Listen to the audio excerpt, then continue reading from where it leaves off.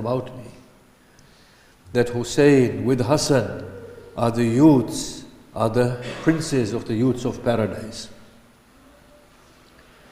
Am I not the son of the one who embraced Islam as the first person, who fought alongside the Messenger of Allah, who defeated the mighty warriors that Arabs produced? Am I not the grandson of your Prophet? Am I not the son of the daughter of your Prophet? By God, O people, I will not pledge the allegiance like the humiliated souls do. Neither shall I run as the slaves do. The tents filled with cries. The women began to cry. Hussein paused. He said, "O Abbas, O Akbar, go tell them to be silent, for their cries shall know no end after I have gone." Akbar and Abbas go and calm the women. Hussein wishes to resume his sermon. Umar ibn Saad shoots an arrow and says, "Bear witness, I have commenced the battle." The battle commences. The great Hussein is seen at a point at the body of his Akbar, and he says, "Oh Allah, what makes it bearable is that you are with me.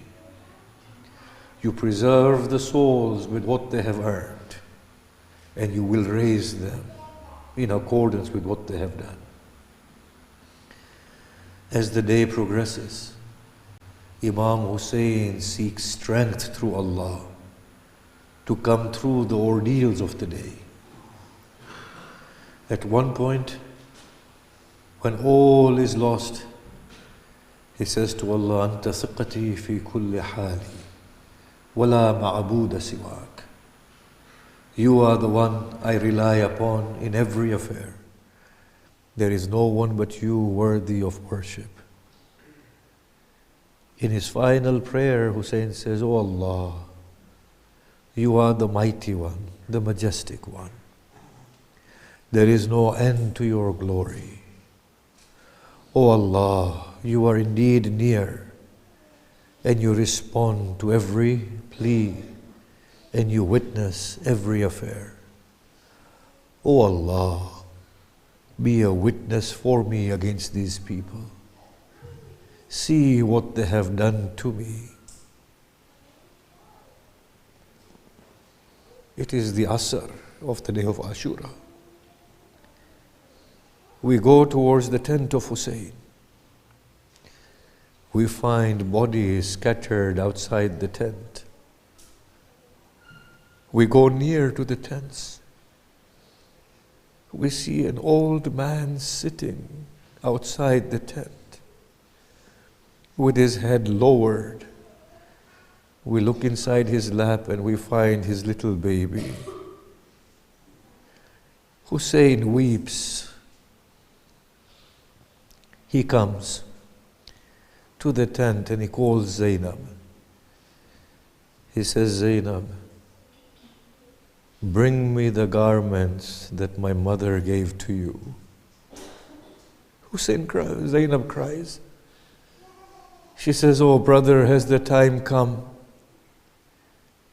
He takes the garment and he rips it. "Oh brother, what is this that you do?" "Oh Zainab, I fear after killing me, they will strip me of my belonging and of my garment. If this is ripped, they will not take it off me." Zainab laments. He says to Zainab, "Zainab, come with me. Let us take news of my son Ali." Imam Hussein comes to Ali, Zainul Abidin.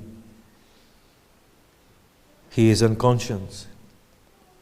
The tears drop from the eyes of Hussein and arrive upon the face of Imam Zainul Abidin. He opens his eyes, but he is unable to recognize his father. When he focuses, he says, "Oh aunt, it is my father. Sit behind me so that I may recline against you." Imam Zainul Abidin asks Hussein, "Oh father, what has become of our battle with the enemies of God?" He says, "Oh child, Shaitan has overpowered their souls and a mighty battle has broken out between us. I come to bid you farewell, O child." At that point, Zainul Abidin asks his father, "Aina Ghammi al-Abbas?" Where is my uncle Abbas? Zainab is unable to look at her brother's face. Hussein chokes as he says, "Qad qutil." He is killed, O child. Zainul Abidin cries to no end, "Aina akhi Aliyun al-Akbar?" Where is my brother Ali? "Qad qutil." He has been killed. "Muslim, Habib." "O child, none remains save you and I. I come to bid you farewell." "O aunt, hand me my sword and my stick." "O child, what do you wish to do?"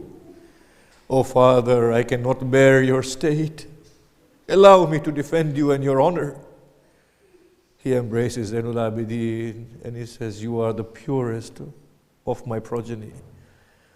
You will accompany the widows and the little orphans back to Medina." Hussein comes out, comes to the tent. He says, "Ya Zainabu, Ya Kulthum, Ya Sakina, Ya Rubab, Ya Fidda, alaykunna minni salam. Fahada salamu widayin." This is my final farewell, O women. As he says that, they crush out of the tent and then surround him. They fall at his feet and are unable to let him go. He says, "Zainab, take them back inside. Take them back inside. Keep them well. Guard them.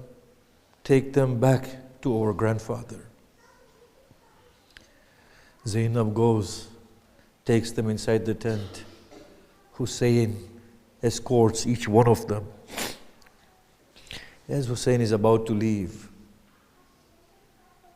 she calls out, "Mahlan, mahlan, ya Aba Abdullah."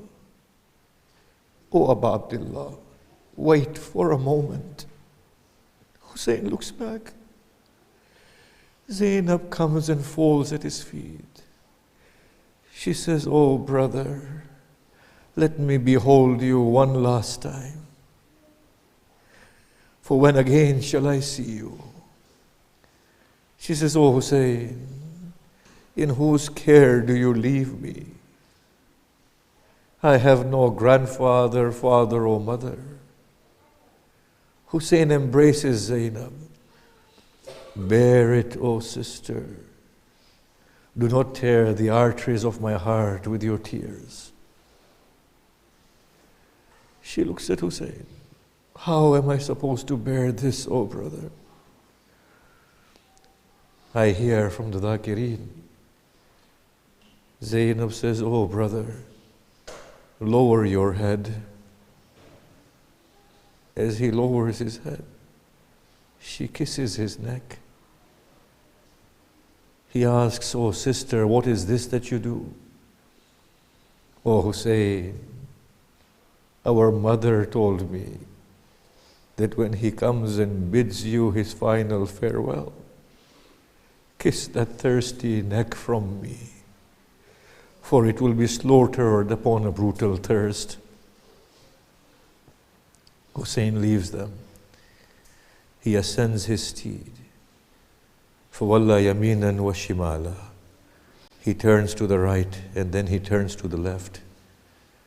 And then he calls out, Ya Fursan al-Hijja, O my mighty soldiers, Mali yad'ukum fala tujibun.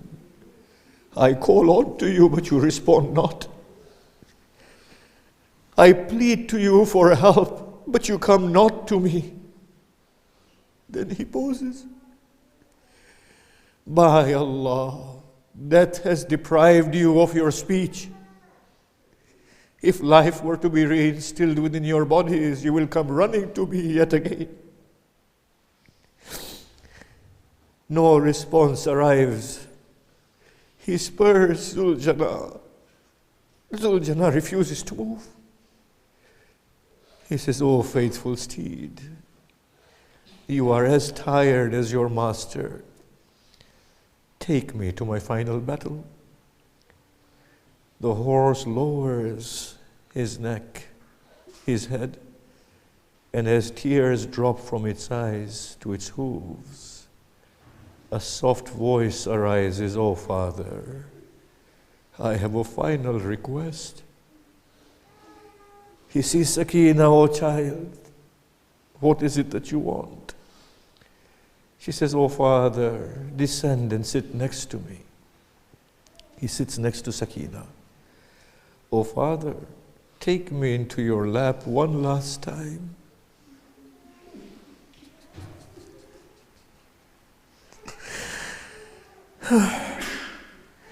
She says, O Father, caress my head as you would caress the head of an orphan.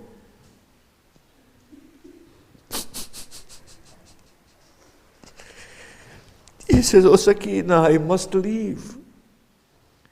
Astaslamta lil maut ya abati. O Father, have you surrendered to death? How may I not surrender to death when I have nobody left, O Sakina? I have no brother, no son. She says, O Father, if you must die, then take me to Medina first. Hussein weeps uncontrollably.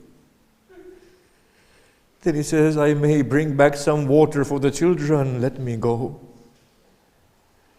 As the name of water comes, she remembers Abbas. The children are no longer thirsty, O Father. They fear that you too shall go and not come back. Hussein consoles Sakina and sends her back. Hussein arrives into the battlefield, wages a mighty battle. The thirst is killing him. He enters within the Euphrates. Arrows are shot at him. They deceive him. They say, O Hussein, as you wish to drink the water, your tents are being looted. The dignified Hussein throws the water and emerges and says, O people, be free, man. Only to realize that they have deceived him in order to prevent him a sip of water. As he fights on one side, there is a cry, loot his tents. Hussein says, Shimar, I am still alive. Put me to death first before you loot my tents. Shimar says, honor his words. Kill him first. Hussein is made a target for the archers in the army of Umar ibn Sa'd. As the arrows penetrate his blessed body, he is unable to hold himself upon the back of the horse. He descends to the plains of Karbala. He breaks the arrows and stands. We are told that he was standing, looking at them. No one dared to approach him. They would ride up to him and strike him with their swords. Or they would throw stones at him.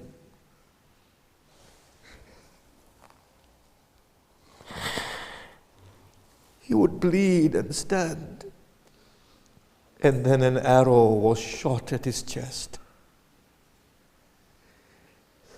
He said, "Oh Allah, they are killing me now." As he extracts the arrow, he falls to the ground. Shimr says, "Behead him, await not." No one dared go near to him. Shimr curses them and arrives where Hussein lay. He struggled to go inside the sajda. Shimr pulls him by the hair. Hussein is upon his back.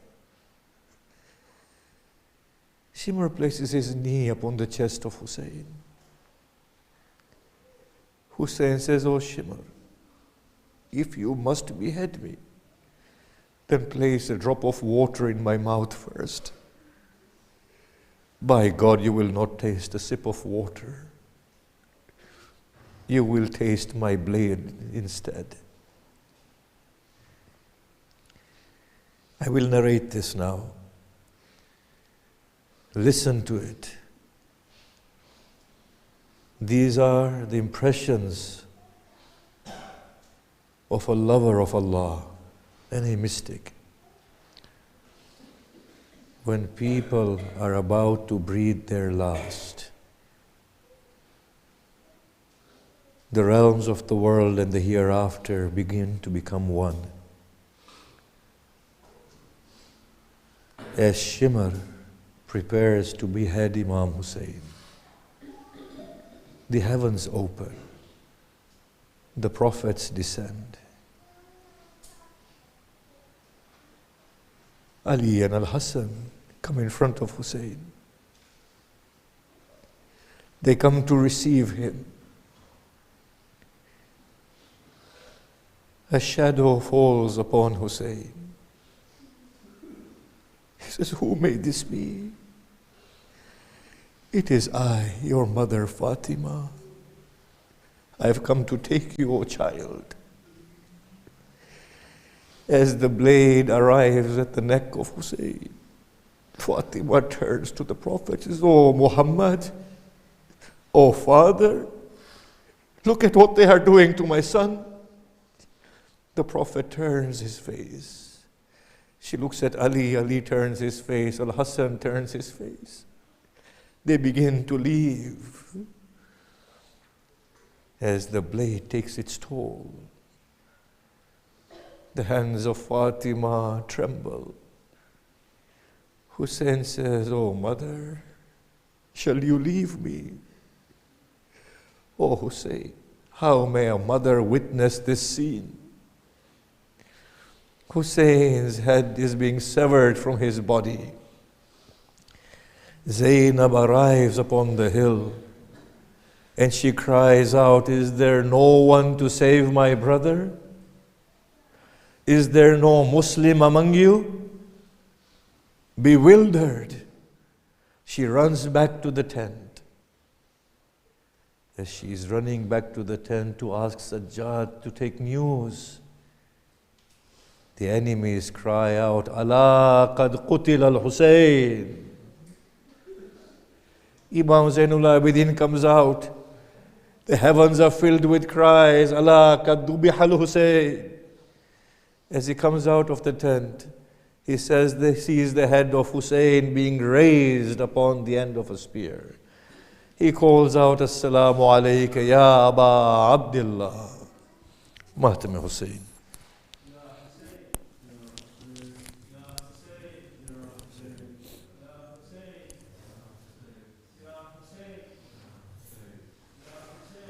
Ya Hussein.